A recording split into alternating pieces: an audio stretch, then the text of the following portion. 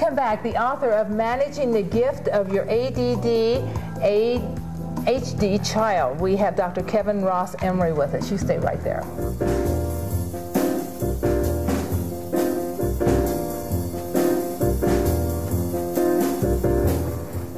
Dr. Kevin Ross Emery joins us now. He is the author of Managing the Gift, Your ADD Child. We're going to be talking about, among other things, medical misdiagnosis when it comes to ADD. I found that very, very interesting, Dr. Kevin, how there are so many misdiagnoses with ADD. Because many times a child in school who is slower than the rest, shall we use that word, a little slower in catching up, sometimes is diagnosed with ADD. Am I correct on that? Was I reading you correctly? Well, there's a couple of different things. Right now there's about 5.4 million children diagnosed with it. And the current estimate is about 20% of those, about 1 million of them, are misdiagnosed. Now that's a parameter of severe to mild.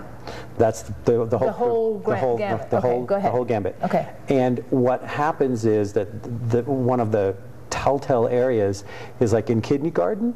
If you have a 5-year-old that maybe is 4 turning 5 and just making it in, and he's in a class with, or she's in a class with 5 to 6-year-olds, the youngest ones in the class are more likely to get diagnosed with ADD/ADHD.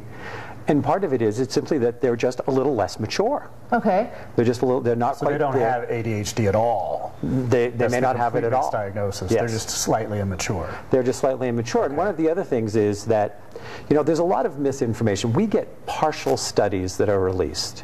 In fact, not too long ago, there was a study that was done through Harvard. And we got bits and pieces of that information.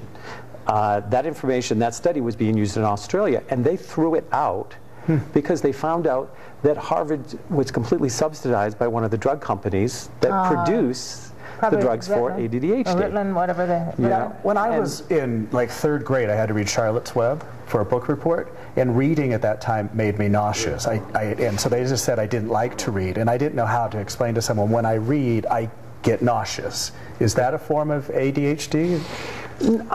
Not really. I mean, I wouldn't look at that.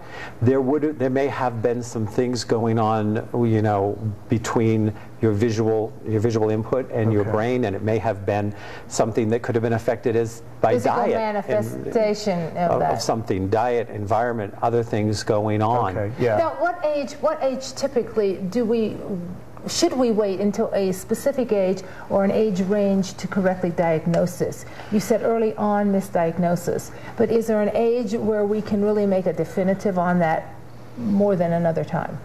Well, there's a few things out there that I question, should we be diagnosing this label at all? Oh, okay. Okay, because what we see is, we see 2 or 3 different things. One is that one of the areas they talk about being impacted is the executive function area of the brain. And so they are not as in control, they are not as manageable in the classroom. And in my first book, Managing the Gift, Alternative Approaches to Attention Deficit Disorder, I said we should have called this CIS, not ADD, which is Cultural Inconvenience Syndrome.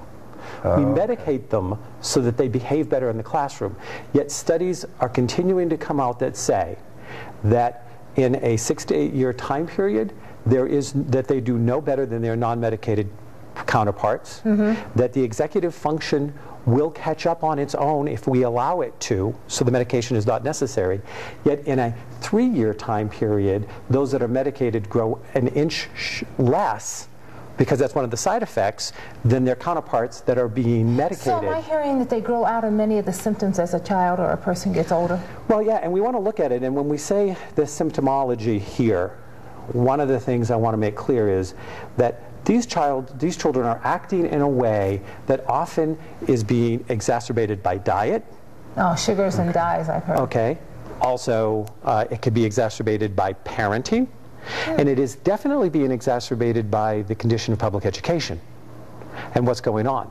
We're taking highly bright, highly creative children, and we're sticking them in a classroom. We're not giving them enough physical activity. We're loading them up with sugars. Then we're making them sit there and be bored. Right. And then they're starting to act out. They either daydream, they roll their eyes, they go here, they go there. And one of the things we want to make sure that we really look at here is all of the things that exacerbate this thing we call ADD-HD. I mean, I refer to ADD-HD as part of the evolutionary process. You call it a gift. Yeah, it is a gift, and it's here to broaden the bandwidth of humanity. We are looking that it started coming in the 1850s, and these were the architects of the 20th century. Alexander Graham Bell, Einstein, Edison. These people, if we put them on today's standard, would all have been labeled and medicated. And then they would have lost their gift or their brilliance. They would have been medicated and subdued to fit into a normal, quote-unquote normal, or the grid of what, you know, public society does, and they would have just been dulled. And they would not have. I disagree with the medication, yes, but I do agree that we have to have some structure and standard when we're speaking of young children. Well, we need to have some structure and standard, but, you know, one of the things, I compare it to this. You know, there are some people out there now that if your child isn't growing fast enough to be with their peers, they'll actually recommend a medication to make them grow faster. Would That's ludicrous. Okay. Well, why is not the same true in the brain? Because their brain is growing differently. They're not less able. If you want to know how smart a child is, don't listen to the answers they give. Look at the questions they ask. And these children ask brilliant questions. So what I'm hearing you say is if you put those children in an environment that supports them and encourages their brain growth the way it needs to grow, that's the success, not medicating them or keeping them stuck with regular kids, if you will. Well, and we look at, if we want to look at getting them on the correct diet, having consistency in parenting, and then look at an education system that still only teaches basically for one learning style. Okay? And so we want to look at how these children learn. One of the things in my new book is I talk about painting your child's portrait.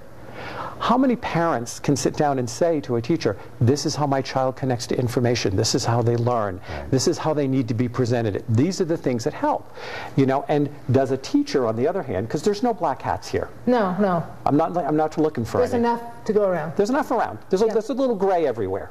Yes. Managing the gift of your ADD-HD child, Dr. Kevin Ross Emery. Where can we find it, sir? You can find it on Amazon.com. You can find it on BNN.com. You may find it in your local bookstore. I'm not sure exactly where it is and where it's not, but it's out there. Dr. Kevin, thank you. Great information. That's great having you. Yeah, wonderful, wonderful books for parents. Yes.